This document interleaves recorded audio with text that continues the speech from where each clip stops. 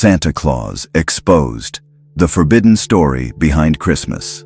Every December you're faced with the same routine: lights, music, movies, shopping, and a smiling Santa Claus selling a bunch of things you don't need through the Christmas spirit.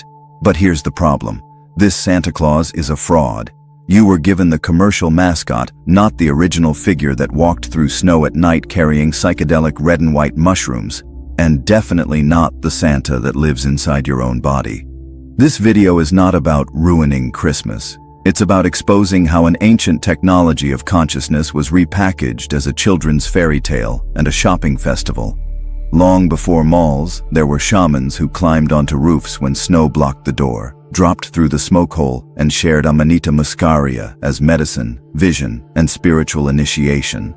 So why did that Santa disappear from history books? Why did we keep only the flying reindeer and the red clothes, but erase the part where the story points directly to your brain, your spine, and your inner light?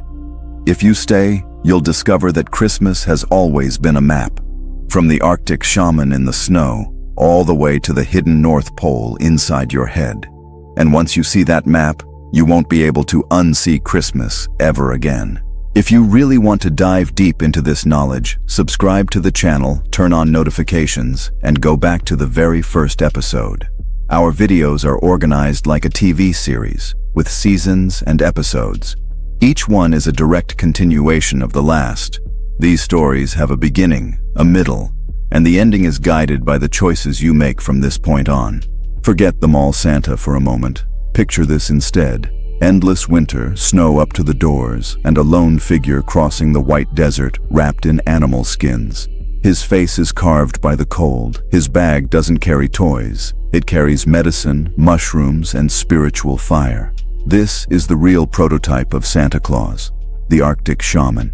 When the snow buried the front door, he didn't ring the bell. He climbed onto the roof and slipped in through the smoke hole. Inside, he sat by the fire, took out small red mushrooms with white spots, Amanita Muscaria, gathered at the base of sacred trees, and guided the people into altered states that felt like flying out of the body. And the famous reindeer. They weren't cartoon props. They were working animals that pulled real sleds, carried people and food, and they also just happened to love eating Amanita. After eating, they'd run, jump, and move, as if gravity had loosened its grip. To anyone watching, they looked possessed by flight. Over time, this dangerous, ecstatic, mystical figure was slowly cleaned up, censored, dressed in red, and turned into the harmless, jolly old man in shop windows. But the clues to his real identity never disappeared. They were just buried under wrapping paper. Close your eyes and think, Christmas, what do you see? Red and white. Santa's suit, the hat, the stockings, the ornaments on the tree. You were trained to think that's just Christmas colors, but the forest tells a different story. Long before there was a holiday season, there was a bright red mushroom with white spots pushing through the snow under pines, birches, and oaks, Amanita Muscaria. For ancient peoples, this wasn't decoration, it was a portal. Carefully prepared, Amanita opened cracks in normal perception. Colors exploded, shapes melted, time bent. The shaman didn't imagine flying. His nervous system was being thrown into another mode.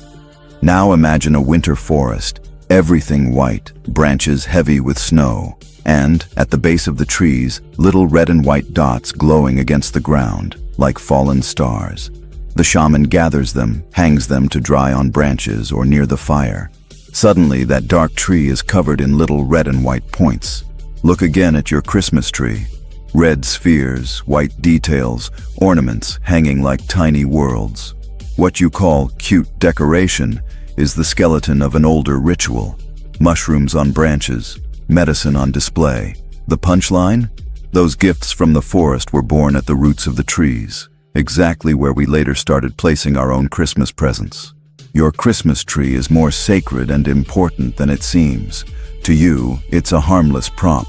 Plastic or pine, lights, balls, ribbons, Instagram photos. But its shape is a fossil of a much older idea. The world tree, the axis that connects heaven and earth, and the place where forbidden gifts were once harvested. In the far north, in the middle of a dead white landscape, a few trees stayed green all year. At their feet, little red caps with white spots appeared. Amanitas, as if the earth itself were leaving offerings at the base of the trunk. Shamans picked them, hung them on branches to dry, and stacked them at the roots. Visually, it's the same scene you reenact without knowing. A dark tree covered in lights, with gifts piled underneath. Psychologically, it goes deeper. That tree in your living room is a mirror of the tree inside you, your spine. The lights climbing the trunk are the stages where your inner energy could switch on, vertebra by vertebra. And the star on top?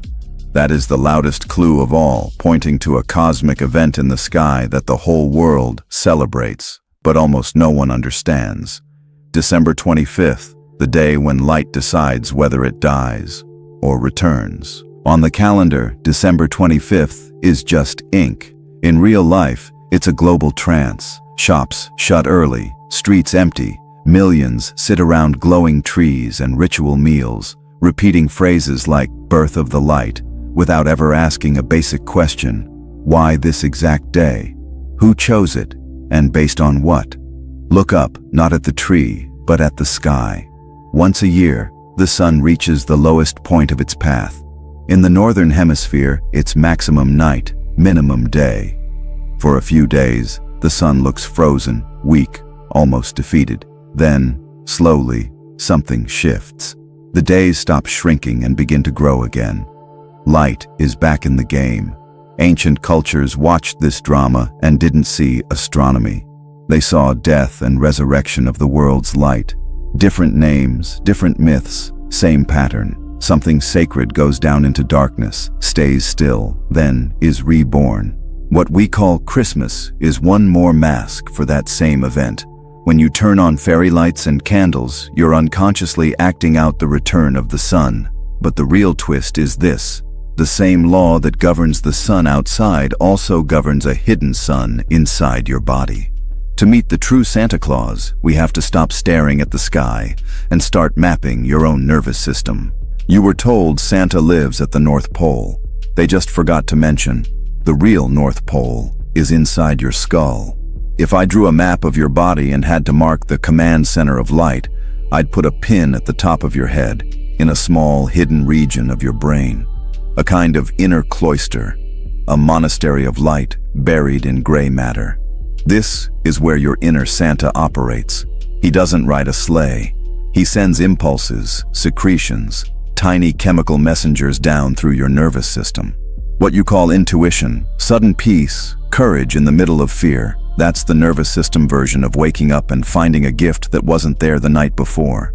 Notice the symbolism you grew up with: halos, stars above the head, light descending from up there. These aren't random. They're crude echoes of a real process. When this internal North Pole switches on, it's like turning on an aurora borealis inside your brain. At this level, Santa isn't a person. He's a function of your own nature, the part of you that can coordinate light, decide how much clarity you can handle, and when you get it. But no gift sends itself. It needs to be produced, charged, and shipped. And inside your body, that gift takes a very specific form, a holy oil that starts its journey right here, in your North Pole. If the brain's North Pole is Santa's workshop, then his products are not toys, they're chemistry and light. From this cloister in your head, your body secretes a subtle fluid, a kind of sacred oil. You don't see it, but your whole system depends on it. Month after month, your biology produces a little dose of what we could call liquid Christmas, raw material for inner transformation. This oil doesn't float around aimlessly. It first encounters two VIP centers. The first is the pineal gland, the star on top of the tree. It's small, but it's obsessed with light, cycles, day and night. Symbolically, it is your internal Star of Bethlehem, pointing to where something new is supposed to be born. The second is the pituitary gland, the mother. It regulates growth, reproduction, hormones. It builds and organizes. If the pineal is direction, the pituitary is incubation. Together, they form a secret couple, father vision, mother structure. The holy oil is divided between them, refined and charged with specific qualities. That's where the word Christ, the Anointed One, stops being abstract. The real anointing doesn't happen in a temple. It happens in your head every time this oil is consecrated and sent downward. And like any real Christmas present, this oil is not meant to stay in the factory. It has a destination, a hidden Bethlehem inside your torso. If the North Pole is in your brain, Bethlehem is in your torso. The consecrated oil leaves the workshop in your head and begins a secret descent down the spine, the inner world tree. It passes vertebra by vertebra until it reaches a powerful nerve center between your stomach and your heart, the solar plexus. This is your inner house of bread, your real Bethlehem. Here, food energy, breath, emotion, and thought are mixed and distributed. It's the logistics center of your vitality. When the refined oil finally arrives here, this is not just biology anymore. Something crosses a line. It's as if a child of light had just found a cradle. That child is a new perception of yourself, a fragile sense of presence, purpose, and alignment that doesn't depend on external drama. It's small, easy to crush, easy to ignore, but if you protect it, it grows. While the world sets up plastic nativity scenes, your body offers a living one. Heaven's energy, meeting Earth's matter inside your own flesh. The oil's mission was never just to travel down. It came to spark that birth. But the story doesn't end here. Gifts don't only descend, they also need a secret route back up. And that's where Chimneys, Stockings, and Silent Night stop being cute imagery and become anatomy. In the children's version, Santa never uses the front door. He takes the chimney. Narrow, dark, secret. Your body works the same way.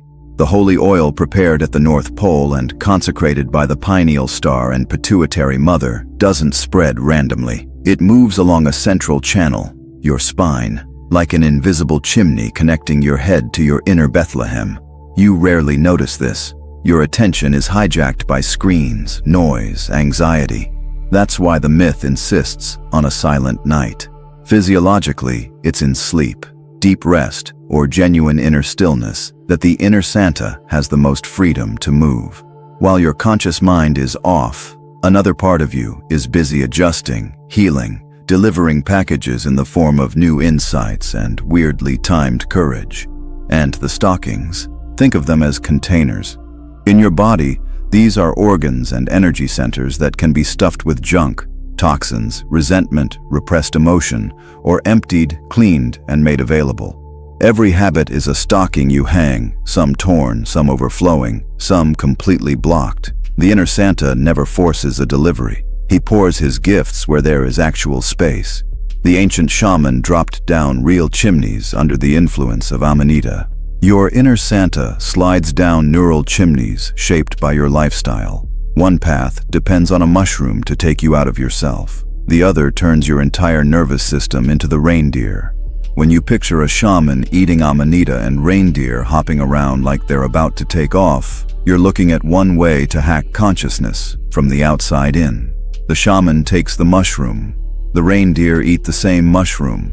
Colors explode, time melts, reality loosens. Man and animal share the same altered field, running and flying together across the snow. That's one way to ride the reindeer. But there's another way, and this one doesn't depend on anything you ingest. On the second path, the body itself becomes the ritual. The altar, the mushroom, the reindeer, and the sky are all internal. Instead of using something to escape yourself for a few hours, you refine what is already inside you. The holy oil, the glands, the breath, the attention. When you protect and uplift that oil, when you align habits, when you trade constant stimulation for real silence, something eerily similar to a shamanic trip starts to happen, but it's stable. Energy rises up your inner tree. The North Pole lights up, perception changes, and you're stone-cold sober. No judgment here. The ancient journey opened doors and birthed myths, but the Santa myth is whispering that the second path is available right now, without ceremonies, without substances, just you and your own biology, used as it was originally designed. Most people think Christmas happens to them once a year. Spiritually, that's lazy. If there is an inner Santa, a North Pole in your brain, a holy oil, and an inner Bethlehem, then waiting for December is almost a joke. The real question is, how do you turn your body into a place he actually wants to visit? Every external ritual starts with preparation.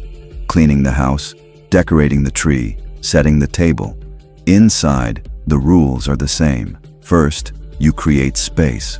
The modern world overloads you. Information, sugar, notifications, anxiety.